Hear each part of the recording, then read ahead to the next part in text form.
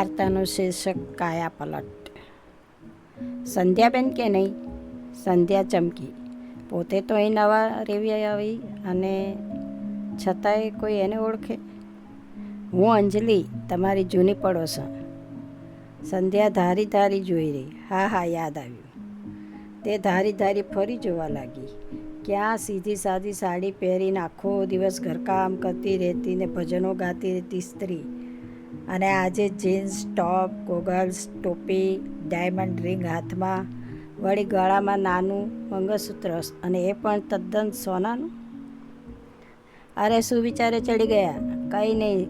સંધ્યા જોકે ખોવાઈ ગઈ. મારું સામાનમાં ધ્યાન હતું કહેતી તે આગળ નીકળી ગઈ. આશરે 13-14 વર્ષ થઈ ગયા હશે. અંજલિના પતિ વૈભવ ભાઈને એક યુવતી સાથે પ્રેમ છે, એ વાત તો ચોક્કસ હતી. તેણે બંનેને એકસાથે ઘણી વાર મૂવી, હોટલ, નાટકમાં સાથે જોયા હતા, પણ આવી વાત કોઈને ન કહેતા તે ચૂપ રહી જતી હતી. તેને મનમાં અંજલિની દયા ખૂબ આવતી. ત્યારે તેઓ સોસાયટીમાં આગળ પાછળ રહેતા હતા. પછી વાત એટલી વચ્ચે મળી હતી કે તેમના પતિનું અવસાન થયું, પણ તે એવા કામે ત્યારે જવું જરૂરી ગણતી ન હતી. ઘરે આવી સામાન ગોઠવી તે પથારી આડી પડીને એક ઝૂકું પણ આવી ગયું. સાંજે દોરીથી કપડાં ખેંચવા લાગી કે પાછી તે ચોંકી ગઈ. અરે આજ તો તે જ સ્ત્રી. હા, એ જ. અંજલિના પતિ સાથે રંગરેલિયા મનાવતી હતી. તેણે ધારી ધારીને ફરી જોયું અને તેનું ધ્યાન તેના તરફ હતું, અને તે કપડાં લેતી હતી કે તેનો જ દુપટ્ટો ઉડી તેની બાલ્કનીએ જઈ પડ્યો. એટલે તે હિંચકેથી ઊભી થઈ આવી અને પછી ઘરમાં જતી રહી. જતાં જતાં દુપટ્ટો એના તરફ ફેંકતી ગઈ. સંધ્યાનું મન ફરી ચકડોળે ચડી ગયું. પોતાને કોઈ ધોખો તો નથી થઈ રહ્યો ને, કે તેને બધું આજે જ જોવા મળી રહ્યું છે? ઠીક, સમય બધું બતાવી દેશે. 3-4 દિવસ પછી કોઈ મહેમાન તે સ્ત્રીના ઘરે આવ્યા. વાત સંધ્યાના ઘરમાં પણ સંભળાઈ જ રહી હતી. તારા ધોખાથી અને તારી જ બેવકૂફીથી અને તારી જ બેવફાઈથી તારા પતિએ તો ઝેર પી લીધું. હવે અહીં સીધી રહેજે, નહીંતર તારા ઘરની આબરૂ.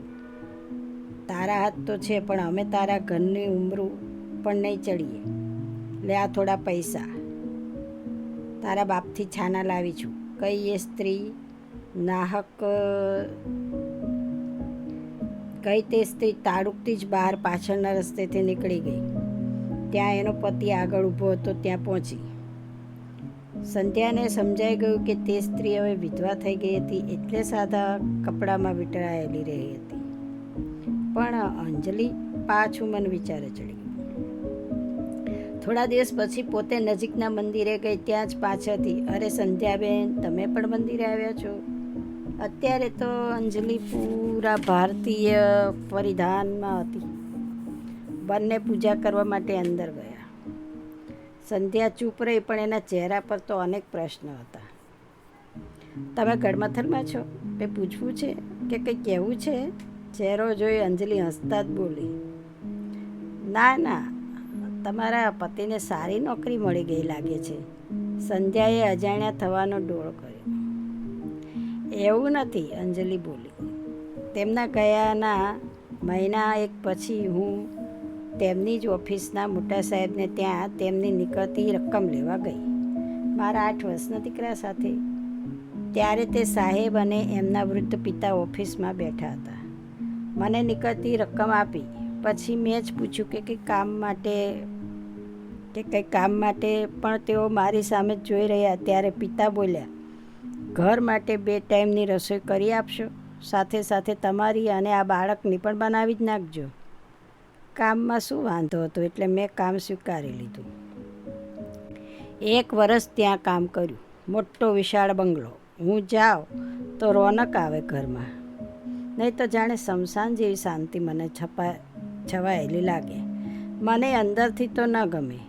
એક નોકર હોય એ સાફ સફાઈ કરે રાખે. એ જ ઘણીવાર છોડને પાણી પાતો મેં જોયેલો. એક દિવસ મેં જ તે પિતાજીને શેઠના લગ્ન વિશે કે પત્ની વિશે પૂછ્યું. ત્યારે મને જાણવા મળ્યું કે 4 વર્ષ પહેલાં જ તે કાર અકસ્માતમાં તેમની પુત્ર વધુનું મૃત્યુ થયું છે. કાર ત્યારે તેમનો દીકરો જ ચલાવતો હતો. મને પણ ત્યારે જ આ પગે મોટી ઈજાઓ થઈ હતી, એટલે હજી પણ જમણા પગે થોડી તકલીફો અનુભવાય છે. અને તે પછી તે લગ્નનું નામ નથી લેતો. એકવાર રસોઈ બનાવતા વધારે મોડું થઈ ગયું. ચોમાસું ચાલતું હતું. મારા દીકરાને પરીક્ષા હોવાથી તે ઘરે રહ્યો હતો અને હું એકલી જ કામે ગઈ હતી. જોકે સાથે છત્રી લઈ ગઈ હતી, પણ વરસતા વરસાદ વધારે કંઈક માજા મૂકી હતી અને હવે તે બેફામથી વરસતો હતો. ત્યાં જ નોકર તો દોડતો બહારથી જ તેનું ઘર કદાચ નજીક હશે એટલે જતો રહ્યો. મેં જોયું. વળી શેઠના પિતા તો 3 દિવસ પહેલાં જ તે તેમના મોટા ભાઈને ત્યાં હતા એ હું જાણતી હતી, કેમ કે તેમની રસોઈ ત્યારે બનતી ન હતી. હું હવે રસોઈ બનાવીને ઢાંકી જવા જતી હતી કે શેઠ બોલી ઉઠ્યા, આજે જમાડતા પણ જાઓ ને. મેં ધ્રુજતા હાથે હવે થાળી પીરસી દીધી અને ડાઇનિંગ ટેબલ પર પણ રાખી દીધી. અને હવે મારું ટિફિન લઈને હું તો ચાલવા જવા લાગી કે વીજળી જોરથી કડાકો બોલતી ચમકી ઉઠી. શેઠે પાણીની વાછટ થાળી સુધી આવતી હોવાથી પડદો બંધ કર્યો, પણ તે મને એક ધારી જોઈ રહ્યા હતા. આજે વરસાદ ઘણો વધુ છે કહેતાં તેમણે મારા હાથમાંથી ટિફિન લઈ મુકાવી દીધું. ખાવાનું મુખ પડતું, પણ અંદરના રૂમમાં મર્યાદાઓ ઓળંગાઈ ગઈ.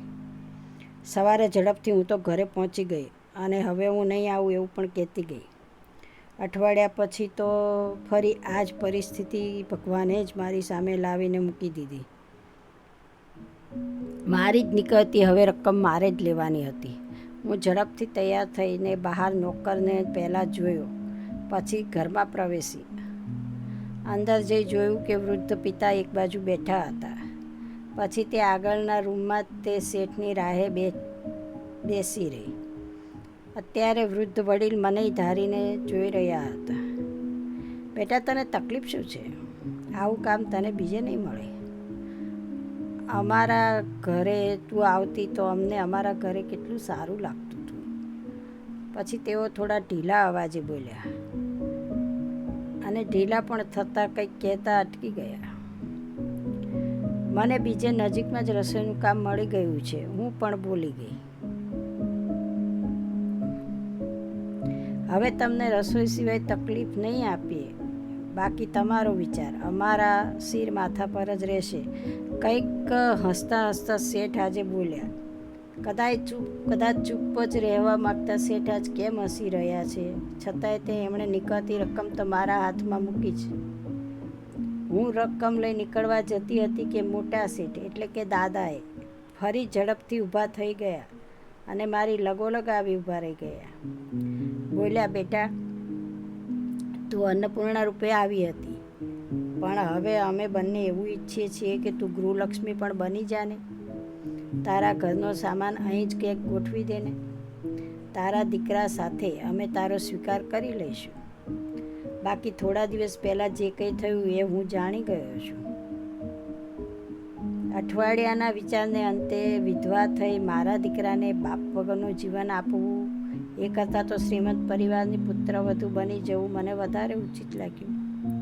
પછી તો મારા પતિએ જ મારી આ કાયા પલટ કરી નાખી. તે હસતા હસતા બોલી. મેં તેમને આપેલ વચન પૂરું પણ કરી બતાવ્યું છે. ત્યાર પછી મારે અત્યારે એક સંતાન થયું છે, દીકરી.